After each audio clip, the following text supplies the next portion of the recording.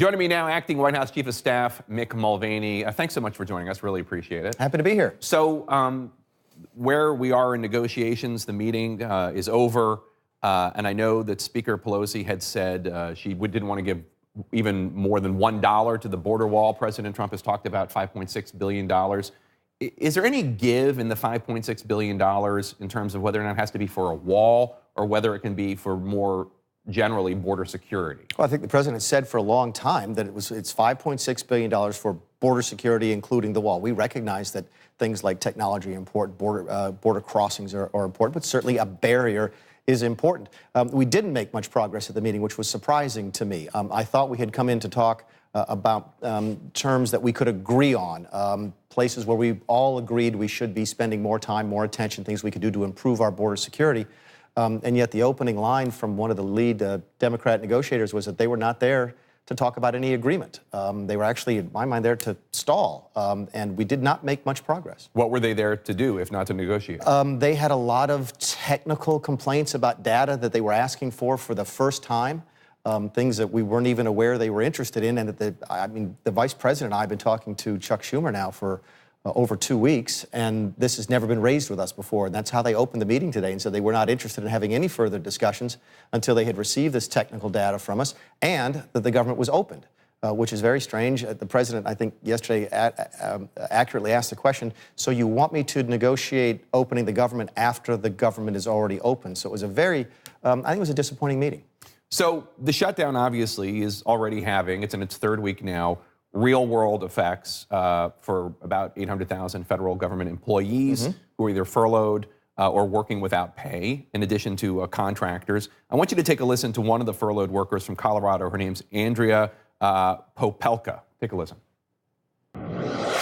When something like this happens and you're not going to get your next check, it's like, okay, well, what do I do? I'll have to make a tough choice between, paying my utilities, or going and buying groceries. President Trump his demand for border wall funding is the reason that there is this impasse right now. Does he understand the real world consequences of the shutdown? The fact that there are people like Andrea who has to make a choice between paying her utilities or buying groceries?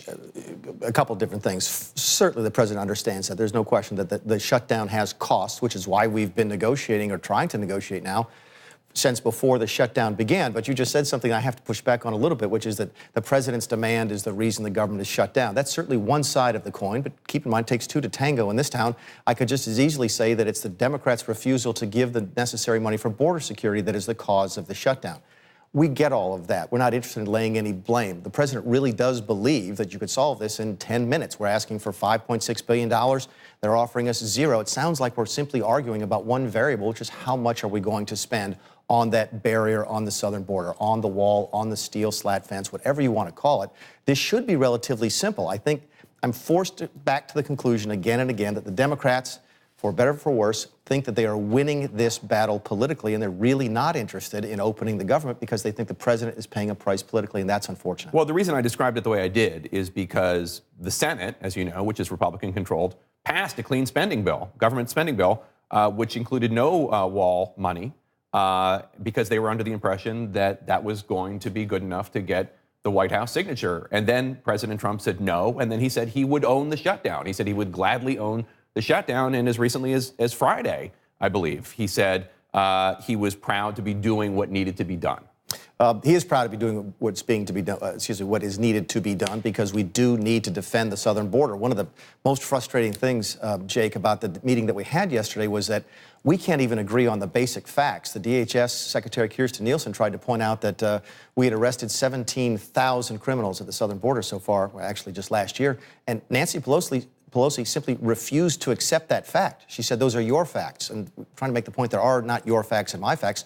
There are just facts. If you can't even have a basic understanding of the facts, it's going to be very difficult to come to an agreement.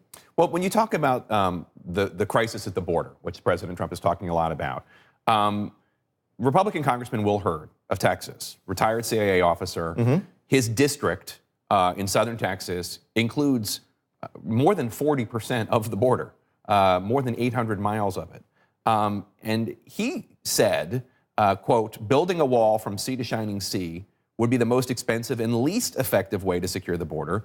True border security demands a flexible, defense-in-depth strategy that includes a mix of personnel, technology, and changing tactics, all of which come at a lower price tag than a border wall. That is a loyal Republican congressman who knows from American security, having been a former CIA officer, and knows the border. And he's saying this wall is not a good use of money. Right, and go back and read his comment, from sea to shining sea. The president has long ago said, look, he recognizes the fact that there are places where technology is actually better than a barrier, but there are places where there is no substitute for a barrier. The barriers we have up now in the high traffic areas are over 90% effective. So where we have built a barrier along the southern border, it's reduced criminal immigration by more than 90%. Yes, there are places out in the mountains in the middle of nowhere technology is actually better and more cost effective, but that doesn't obviate having a wall where you need it, and that's what this battle is all about. That goes back to your original question about the $5.6 billion is for border security, including the wall. Right now, their number, I think, for all border security is $1.3 billion, which is clearly inadequate. That is a status quo number, and if all we have is a status quo, then next year we have the same problems we have this year, which is simply not acceptable to the president. I want to ask you, President Trump, trying to drum up support for the wall, on Friday said that some past U.S. presidents have told him that they should have built a wall along the U.S.-Mexico border previously.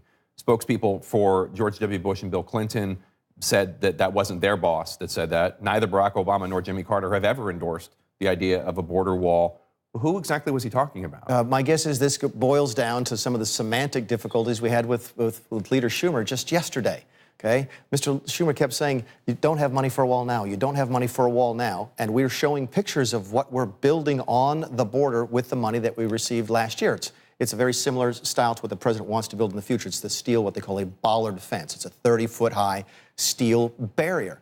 And our understanding is that that's not a wall in the law. Right now, the law actually limits our use of concrete, for example, on the border. And we're like, that's fine. That's completely fine. So I'm not really sure. You don't know what president it was, though? No, I don't know what the presidents mean when they said they weren't supporting a wall. I know that George Bush was president in 2006 when they signed the Secure Fence Act, which is what we're using right now to build the wall. But which one told him? Which presidents told him? I have no idea. You don't know? So, no, I haven't asked the question. Have not asked the president that question. I want to ask you, President Trump said he's considering using emergency powers to fund and build the border wall. I want to read you what you said as a congressman in 2014 after Barack Obama, then the president, took a series of executive actions on immigration that you opposed. You said, quote, "This country is governed by the rule of law and not the rule of one man. The president's excuse that Congress has not acted is pathetic and insulting. His party had complete and total control of the White House, the Senate, and the House of Representatives for 2 solid years and completely ignored immigration reform." Does that statement not apply to President Trump as well? It absolutely applies. In fact, I think it was a couple of years ago, I think that applies to his action on DACA when I think he actually said publicly he didn't have the right to do what he was doing, but he was doing it anyway. One of the things you learn when you get in the government is that we give the president, who's the chief executive officer of the country, a great deal of latitude over how the government is run. And one of the things I've learned at OMB is that we actually can do that very effectively. You folks ran a story a couple of weeks ago at the beginning of the shutdown about how the Coast Guard was not going to get paid. The president made it very clear that he wanted to do everything within his power legally to make sure those folks got paid, and we were able to do that. We were able to move money around legally, and presidents have the ability to do that. This president has the ability to do that as well in other areas, and we will explore opportunities to do that. I don't think that excuses what President Obama did on the DACA decision several years ago. But do you think that President Trump should use emergency powers to fund the border wall?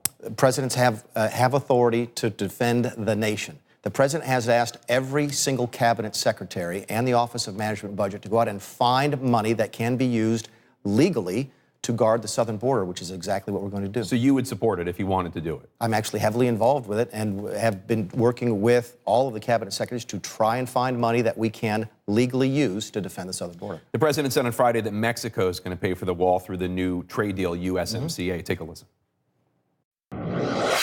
That is paying for the wall. Many, many times over. In fact, what we save on the USMCA, the new trade deal we have with Mexico and Canada, what we save on that just with Mexico will pay for the wall many times over.